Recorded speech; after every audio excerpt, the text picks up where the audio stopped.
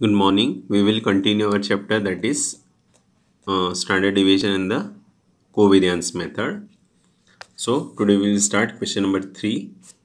Now this sum asked in November December 2018 paper in 7 marks. Clear?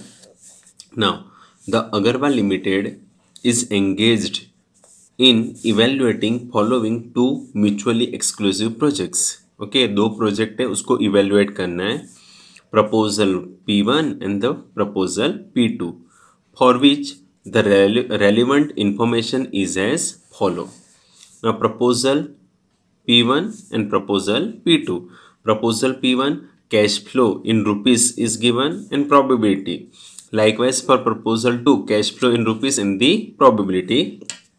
Now for proposal 1, cash flow 1,50,000, 2 lakh and 2,50,000 and उसकी occurrence of probability 0.3, 0.3 and 0.4. Remember ये total 1 हो जाता है, always 1 होना ही चाहिए, that is probability of occurrence. Likewise for proposal B, that is -4,000.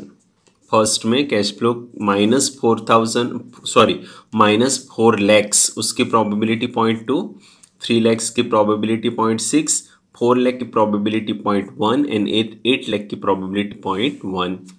Evaluate the proposal in terms of standard deviation and coefficient of variance as measurement of risk. आपको clearly बोल ही देते हैं, that is calculate the standard deviation and the coefficient of variation. Okay, चलो first proposal 1. So first proposal 1. Now यहाँ पे लैक्स में amount है 1,50,000, 2 लाख, 2,50,000. सो मैंने डाल दिया amount in lakhs. Okay, now 1,50,000 तो लैक्स में क्या होगा 1.5. ओके, नहीं कंपल्सरी नहीं है कि लैक्स में कन्वर्ट करना, बिकॉज ये लैक्स में कन्वर्ट नहीं करोगे ना तो CF माइनस CF बार का स्क्वायर इतना करोड़ और अरब रुपये में चला जाएगा ना, मिस्टेक हो जाएगी. सो लैक्स में कर लोगे तो अमाउंट छोटा आएगा. लास्ट में जो फाइनल आंसर आए उसको अभी लैक्स के साथ मल्टीप्लाई कर देना, तो फाइनल आंसर वही रहता है. सो 1,50,000 यानी 1.5 लैक्स, देन 2 लैक्स, सो 2.5 लाख यानी 2,50,000 यानी 2.5. ओके, इन प्रोबेबिलिटी भी सम्स में दे दिया 0.3, 1,50,000 की 0.3, 2 लाख की 0.3 एंड 2,50,000 की 0.4. ओके, सो नेक्स्ट कॉलम क्या बन जाएगा, expected cash flow, that is CF bar. So 1.5 into 0.3, that is 0.45. Clear? Then 2 into 0.3, that is 0.6 and 2.5 into 0.4, that is 1. तो हमारा एक्सपेक्टेड कैश फ्लो आ गया CF बार, दैट इज 2.05.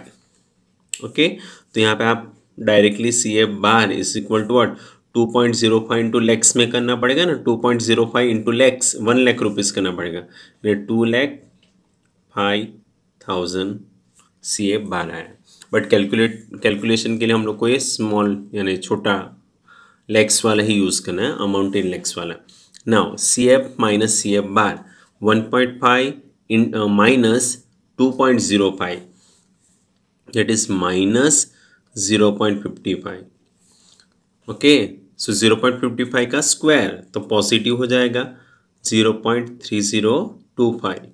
उसको multiply करो with probability, that is 0.3 के साथ, तो 0.09075 आएगा. या likewise second cash flow 2 minus CF बार 2.05, तो माइनस में आंसर आएगा 0.05. तो 0.05 का स्क्वायर, तो माइनस का स्क्वायर करेंगे तो पॉजिटिव हो जाएगा, दैट इज 0.0025 एंड 0025 को मल्टीप्लाई करना विथ प्रोबेबिलिटी, दैट इज 0.3, तो 0.00075. क्लियर? नाउ 2.5 माइनस 2.04, तो पॉजिटिव 0.45, उसका स्क्वायर करोगे सो 0.2025 एंड 2025 को मल्टीप्लाई करना विद 0.4, तो 0.081. So total summation 0.1725. क्लियर। तो हम लोग स्टैंडर्ड डिविएशन में डालेंगे under root summation T equal to 1 to n P I probability C F minus C F bar square. तो ये समेशन ही हो गया ना, तो 0.1725 स्क्वायर रूट में डाल दिया। सो उसका आंसर आया 0.41533319। ओके, तो स्टैंडर्ड डिविएशन 0 पॉइंट ये अमाउंट आया, तो उसको लैक्स में मल्टीप्लाई करो। Therefore standard deviation is what 41533.11। Clear. तो covariance standard deviation divided by expected C F cash flow, expected cash flow. So standard deviation कितना आया 41533.11 divided by C F bar 205000।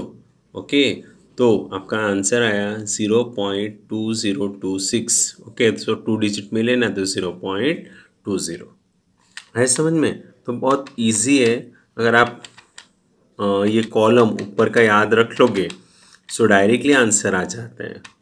Okay, कुछ मिस्टेक होती ही नहीं है। Clear. Now again I am telling you, ये standard deviation मैंने लैक्स में कर दिया, तो आपका cash flow, expected cash flow भी लैक्स वाला ही होना चाहिए। अगर आपको नहीं करना है तो स्टैंडर्ड डिविएशन यही रखो, 0.41533311 लैक्स में कन्वर्ट नहीं करना है तो भी चलेगा, डिवाइडेड बाय ये 2.05 करोगे तो भी आंसर सेम ही आएगा। Clear. Likewise for proposal 2. Okay, now proposal 2 again -4 lakh -4 lakh है, then 3 lakh 4 lakh 8 lakh और उसकी प्रोबेबिलिटी दिया है। सो अगेन उसको हम लोग कन्वर्ट करते हैं अमाउंट इन लैक्स में। Okay, so amount in lakhs. So cash flow -4 lakh यानी -4, 3 lakhs यानी 3, 4 lakh यानी 4, 8 lakhs यानी 8। उसकी प्रोबेबिलिटी दे दी है 0.2, 0.6, 0.1, 0.1। सी एफ बार यानी 4 इंटू 0.2 तो -0.8, माइनस याद रखना। हाँ, 3 into 0.6 1.8, 4 into 0.1 0.4 and 8 into 0.1 it is 0.8। Okay, now यहाँ पे भी आप एक्सपेक्टेड कैश फ्लो समेशन करो तो याद रखना यहाँ पे माइनस है, यानी 1.8 प्लस 0.4 प्लस 0.8 माइनस 0.8 करना अच्छे से। हाँ, सो 2.2 आंसर आएगा। So cash flow, expected cash flow amount in lakhs है ना, सो 2.2 को मल्टीप्लाई करो लैक्स के साथ तो 2,20,000 आपका एक्सपेक्टेड कैश फ्लो आएगा। बट कैलकुलेशन में यही यूज़ करना है शॉर्ट वाला, तो C F minus C F bar. Okay, so -4 -2.2 -4 -2.2, so minus minus plus but sign minus का, दैट इज 6.2 हो जाएगा। तो 6.2 का स्क्वायर तो पॉजिटिव हो जाएगा 38.44। उसको मल्टीप्लाई करो विथ प्रोबेबिलिटी यानी 0.2 के साथ तो final answer 7.688। Clear. Now 3 -2.2, 3 -2.2 that is positive 0.8, उसका स्क्वायर 0.64 एंड 64 को मल्टीप्लाई करो 0.6 के साथ तो 0.384। नाउ 4 -2.2, 4 -2.2 तो पॉजिटिव 1.8, उसका स्क्वायर 3.24, उसको मल्टीप्लाई करो 0.1 यानी 0.324। 8 -2.2 दैट इज 5.8, उसका स्क्वायर 33.64 एंड मल्टीप्लाई करो विथ 0.1 3.364। तो summation of P I C F minus C F bar square कितना आया 11.76। क्लियर। तो हम लोग स्टैंडर्ड डिविएशन में डालेंगे कि standard deviation is what under root summation T equal to 1 to n P I C F minus C F bar square, यानी 11.76। Okay, उसका स्क्वायर रूट निकालेंगे। सो 3.429285 सो उसको लेक्स के साथ मल्टीप्लाई करेंगे। So standard division is what 342928.56। आया समझ में? Now covariance standard division divided by expected CF bar, sorry expected cash flow. Okay, यानी अगर लेग्स में लिया तो मैं दोनों लेग्स में लूँगा 24,32928.56 डिवाइडेड बाई 2,20,000। ओके, सो आपका आंसर है 1.56 इज व्हाट कोवेरियंस। आया समझ में? सो ये method over. So next video में हम लोग नेक्स्ट मेथड सीखेंगे, दैट इज डिसीजन ट्री, और इम्पॉर्टेंट है एग्जाम में वो आती है decision tree. Clear? Bye, take care.